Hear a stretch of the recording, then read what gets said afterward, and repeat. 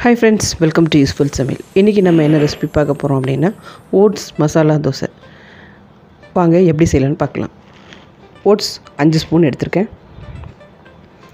அது முங்குற அளவுக்கு தண்ணி ஊற்றி ஊற விட்டுருங்க. ஒரு 10 நிமிஷம் ஊறட்டும். அதுக்குள்ளேயே நம்ம மசாலா ரெடி பண்ணிக்கலாம். சின்ன வெங்காயம்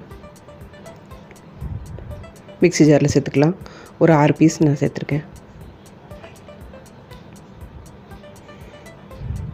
இஞ்சி ஒரு சின்ன துண்டு எடுத்து பொடிசாக கட் பண்ணி சேர்த்துக்கோங்க.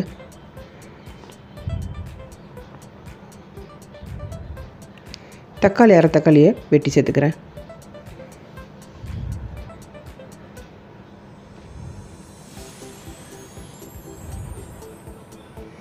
ஒரு சின்ன துண்டு கேரட்டை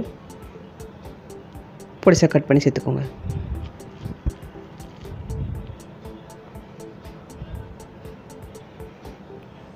கருவேப்பிலை கொஞ்சமாக சேர்த்துக்கோங்க.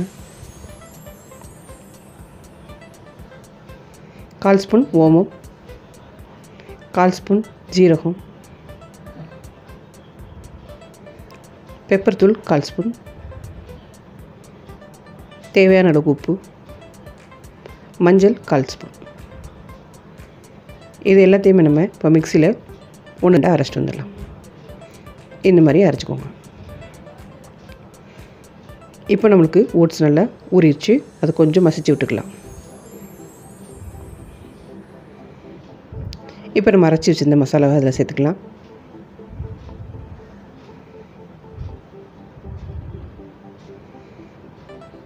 கொத்தமல்லி இலையை கொஞ்சமாக கட் பண்ணி சேர்த்துக்கோங்க.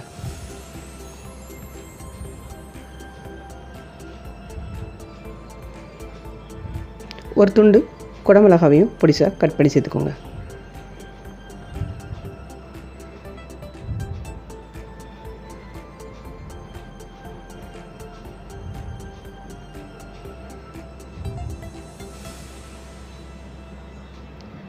அரை ஸ்பூன் மிளகாத்தூள் சேர்த்துக்கோங்க. மிக்ஸி கழுவி கொஞ்சமாக தண்ணி சேர்த்துக்கிறேன். ரொம்ப திக்காக இருக்குது பேட்டர், அதனால் நல்லா மிக்ஸ் பண்ணி விட்டுக்கோங்க.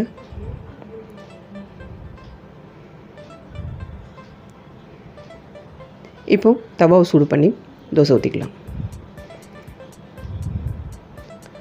மசாலா ஓட்ஸ் தோசை சூப்பராக ரெடி ஆகிட்டுருக்கு. நம்ம இதில் அரை ஸ்பூன் நெய் சேர்த்துக்கலாம். ஒன் சைட் நல்லா வெந்துருச்சு. நம்ம திருப்பி விட்டுக்கலாம். ரொம்ப டேஸ்டியான ஓட்ஸ் மசாலா தோசை சூப்பராக ரெடி ஆயிடுச்சு. நீங்களும் இதே மாதிரி ட்ரை பண்ணி பாருங்கள். கண்டிப்பாக இந்த ரெசிபி உங்களுக்கு பிடிக்கும் நம்புகிறேன் ஃப்ரெண்ட்ஸ். பிடிச்சிருந்துச்சுன்னா லைக் பண்ணுங்கள், ஷேர் பண்ணுங்கள், ஷேர்ட்டில் ஃபாலோ பண்ணுங்கள். Bye friends.